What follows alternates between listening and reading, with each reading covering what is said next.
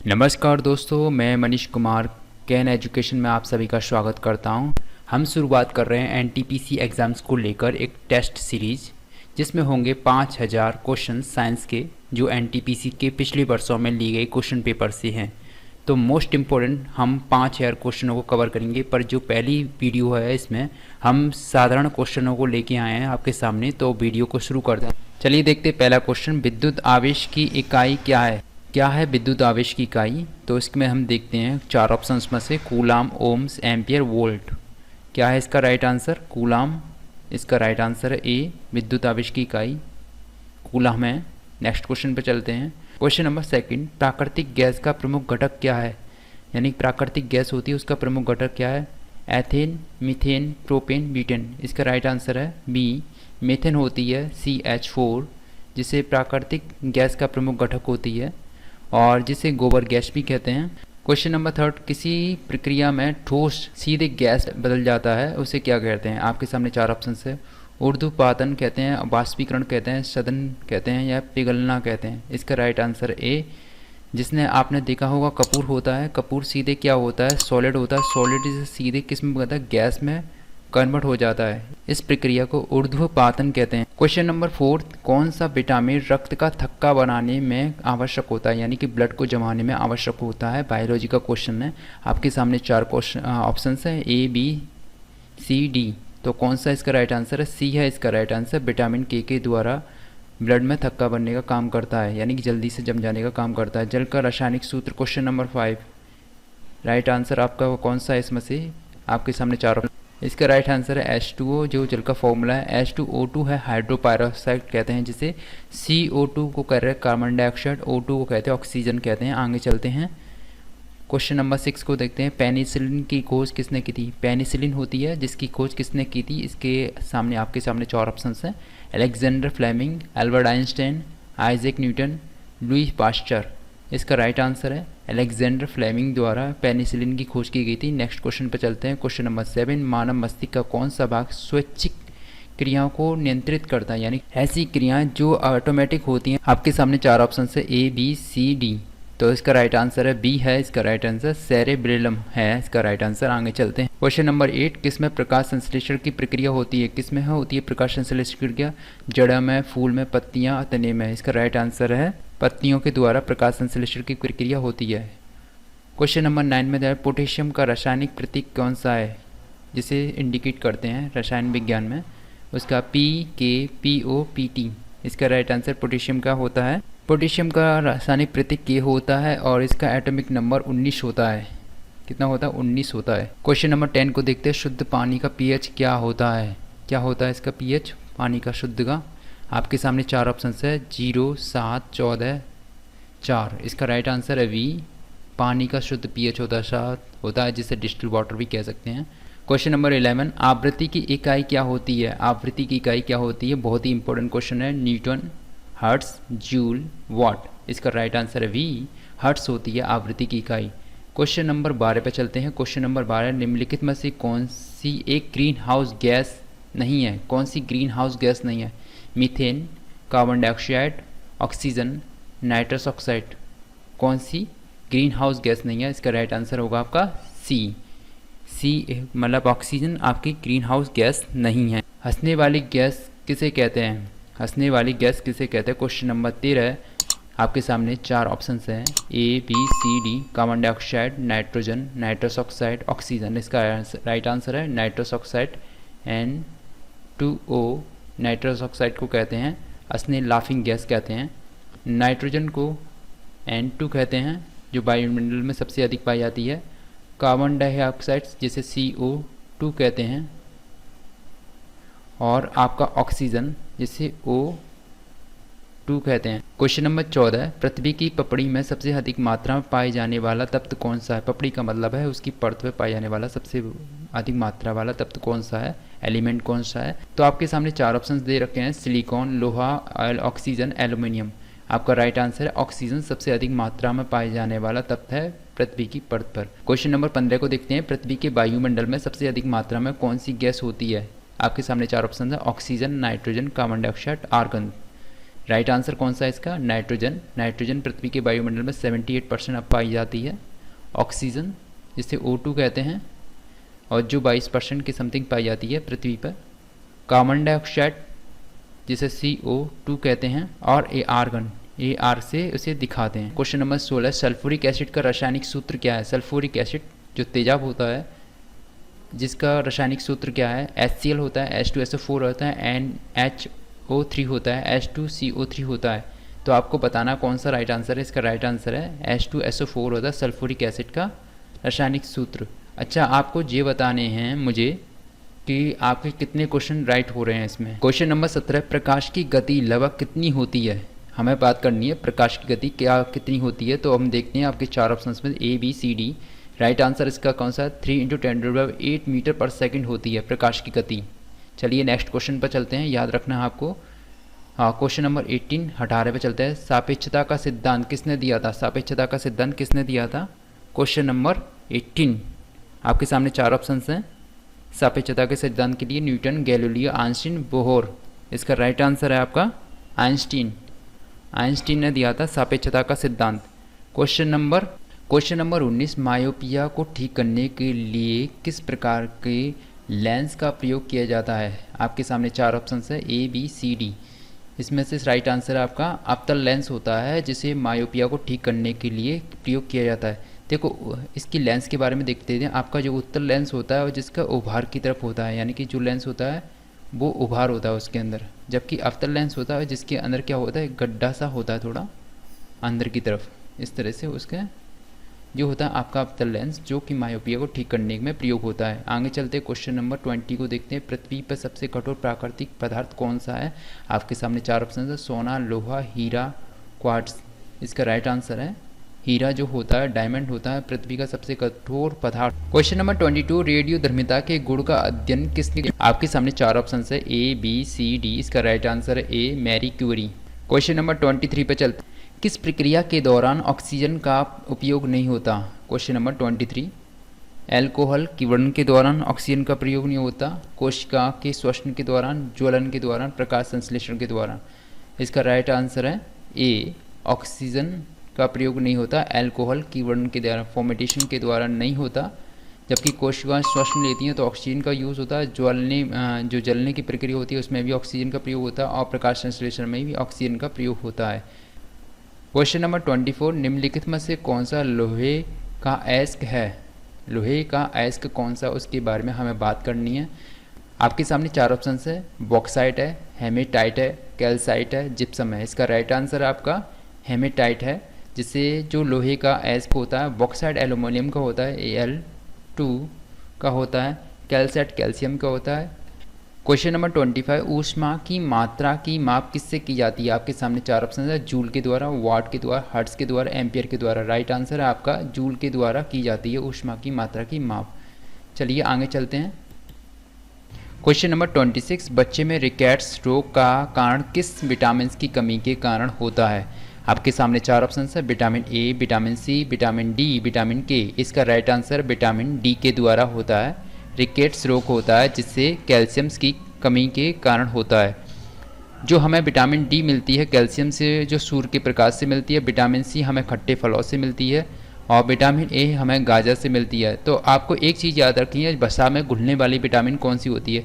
A, D, E, के जो vitamin होती हैं वो वसा में फैट्स में घुलने वाली विटामिन होती हैं। बाकी जो भी विटामिन होती हैं वो आपकी जल में सॉल्वेंट होती हैं। चलिए आगे चलते हैं।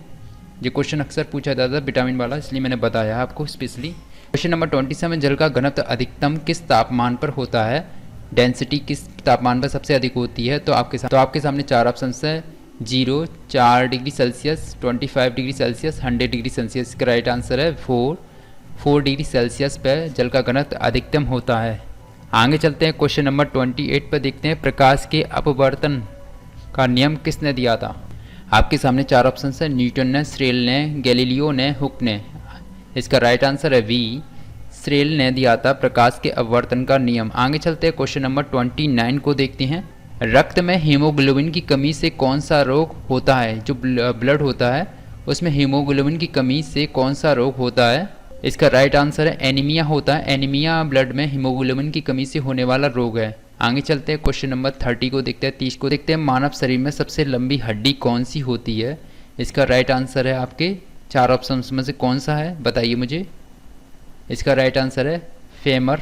चलिए नेक्स्ट क्वेश्चन नंबर 31। विद्युत का भाग किसे कहते हैं? कंडक्टर को कहते हैं, इंसुलेटर को कहते हैं, रेजिस्टेंस को कहते हैं, सेमीकंडक्टर को कहते हैं। आपके सामने 4 ऑप्शन में कौन सा राइट है इसका?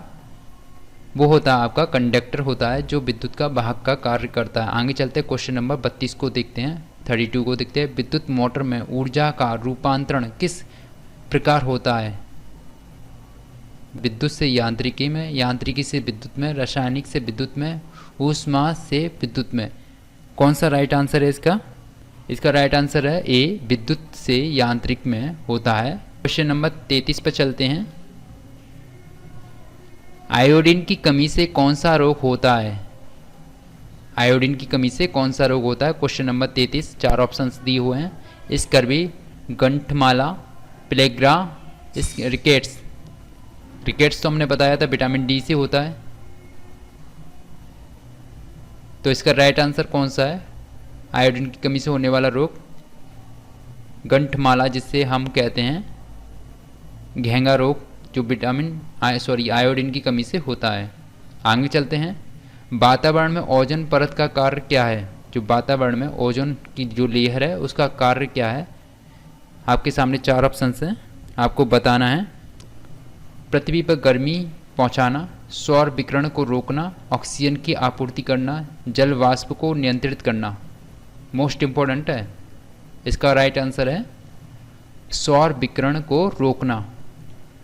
अगर ओजोन लेयर ना हो तो स्किन कैंसर बहुत जल्दी हो जाएगा शरीर पर, और बहुत नुकसानदायक होती है सौर विकिरण रेज।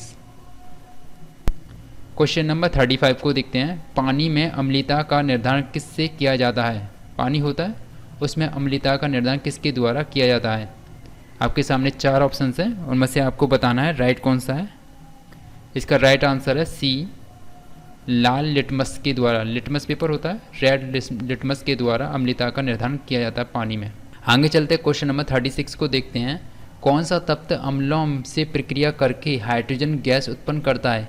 कौन सा तत्व है जो अम्लों से प्रक्रिया करके हाइड्रोजन गैस उत्पन्न करता है? तांबा, सोना, जस्ता, चांदी। इसका राइट आंसर है जस्ता होता है, जो एसिड से रिएक्शन करके हाइड्रोजन गैस उत्पन्न करता है।